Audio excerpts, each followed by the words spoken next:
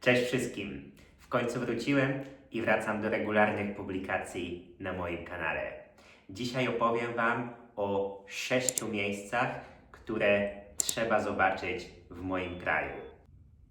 Ale zanim zaczniemy, chciałbym Wam życzyć szczęśliwego nowego roku i wszystkiego najlepszego w 2026. Mój urlop zacząłem 15 grudnia i wróciłem do domu 22 grudnia na święta. Podróżowałem po Polsce z moimi gośćmi z Kostaryki i w 7 dni zrobiliśmy około 1500 km samochodem. Pojechaliśmy do Wrocławia, do Zamku Książ, do Oświęcimia i Brzezinki, do Krakowa, Wieliczki, do Zakopanego i z Zakopanego wróciliśmy już do domu właśnie na święta. Na ekranie właśnie możecie zobaczyć całą trasę wycieczki. Na początku pojechaliśmy do Wrocławia. To był mój pierwszy raz w tym mieście i bardzo mi się spodobało.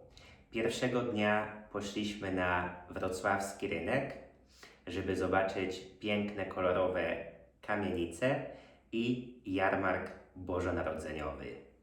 Kolorowe kamienice razem ze światłami dekoracji jarmarku robiły ogromne wrażenie.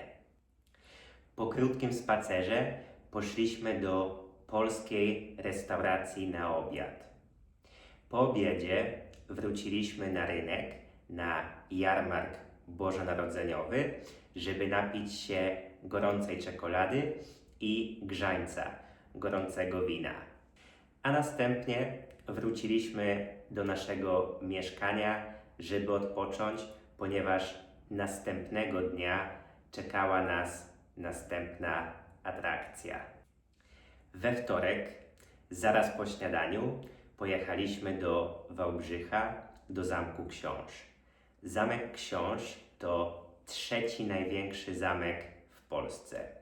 Zamek był wybudowany przez polskiego księcia, a później mieszkały w nim pokolenia bardzo bogatej niemieckiej rodziny. Mieszkały tam przez wiele lat. I podczas II wojny światowej Niemcy przejęły ten zamek, rząd, i wykorzystywały go do swoich celów. Zamek z zewnątrz, jak i wewnątrz jest niesamowity. Wewnątrz piękne, duże salony, sypialnie, eleganckie żyrandole, na ścianach obrazy, a na zewnątrz piękne otoczenie, równie piękne otoczenie, lasy i wzgórza. Po zwiedzaniu zamku zeszliśmy do podziemi, żeby zwiedzać niemieckie tunele z czasów II wojny światowej. Tunele były częścią wielkiego niemieckiego projektu Riese, po polsku Olbrzym. Kolejny dzień, środa, to podróż do Oświęcimia i do Brzezinki, gdzie mieliśmy zarezerwowane zwiedzanie obozu. Zarezerwowałem zwiedzanie z hiszpańskojęzycznym przewodnikiem, ponieważ podróżowałem z moimi gośćmi z Kostaryki. Jednak kiedy byliśmy na miejscu, okazało się, że mamy polskojęzycznego przewodnika. A najciekawsze było to, że w naszej grupie 23 osób było tylko 2 Polaków. Reszta to Kostarykańczycy, Włosi, Hiszpanie, Anglicy i Niemiec. Przed rozpoczęciem zwiedzania grupa turystów z Włoch i Hiszpan zapytali mnie, czy mogę im tłumaczyć. Zgodziłem się, więc pani przewodnik oddała mi cały swój sprzęt i zaczęliśmy zwiedzanie. Pani przewodnik mówiła do mnie po polsku, a ja przez mikrofon mówiłem do grupy po hiszpańsku. Było to bardzo, ale bardzo ciekawe doświadczenie i bardzo cieszyłem się, że mogłem pomóc. Samo zwiedzanie jest bardzo ciężkie emocjonalnie i powiedziałbym, że to nie jest turystyka, to jest pamięć i szacunek. Tego samego dnia po zwiedzaniu obozu pojechaliśmy do Krakowa. Kraków to jedno z najstarszych polskich miast. Jest to miasto polskich królów i druga stolica Polski. W okolicach na rynku i na Wawelu można poczuć długą historię miasta. Nasze mieszkanie mieliśmy w starej żydowskiej dzielnicy Kazimierz. Bardzo urokliwa dzielnica przez swoje stare kamienice, kościoły czy synagogi. Następnego dnia, w czwartek rano, po śniadaniu pojechaliśmy do kopalni soli w Wieliczce. Tam mieliśmy już hiszpańskojęzycznego przewodnika. Kopalnia to również wyjątkowe miejsce i historia tego miejsca jest tak długa jak i jego korytarze. A najbardziej wyjątkowym miejscem w kopalni jest kaplica świętej Kingi. Wszystko było wykonane tam z soli. Ołtarz, obrazy, rzeźby, podłoga, żyrandole. Cała kaplica jest pod ziemią. Ludzie przychodzą tam na msze święte, a nawet organizują śluby i w innej sali wesela. W piątek rano poszliśmy jeszcze na spacer, żeby zobaczyć Wawel, smoka wawelskiego i rynek, a następnie spakowaliśmy wszystkie rzeczy do samochodu i pojechaliśmy na południe do Zakopanego.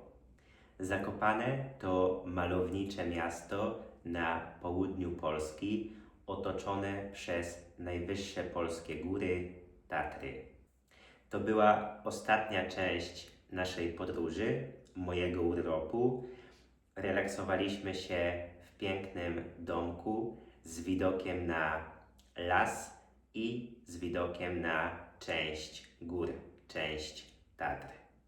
W sobotę główną atrakcją był wjazd kolejką linową na Kasprowy Wierch. Pogoda tego dnia, jak i podczas całej podróży, była piękna. Było bardzo słonecznie, dlatego na górze mieliśmy fantastyczne widoki. Niedziela była bardzo leniwym dniem, byliśmy już bardzo zmęczeni podróżą. Każdego dnia chodziliśmy bardzo dużo, robiliśmy dużo kilometrów, więc spędziliśmy większość czasu w domu. Odpoczywaliśmy, jedliśmy, spaliśmy. Ale po południu, jeszcze przed zachodem słońca, pojechaliśmy samochodem na Gubałówkę. I to była bardzo dobra decyzja. Zachód słońca tego dnia był przepiękny.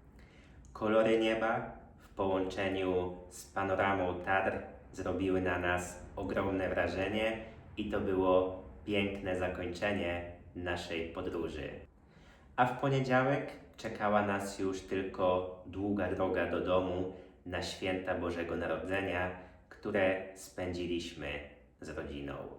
I to już jest koniec mojej historii. Proszę, dajcie znać w komentarzach, czy Wy podróżowaliście w grudniu i jak spędziliście święta. Na koniec bardzo, bardzo proszę o zostawianie komentarzy i łapek w górę.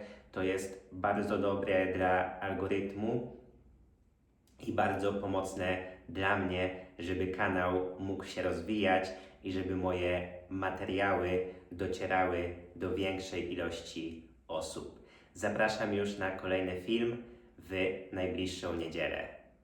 Do zobaczenia!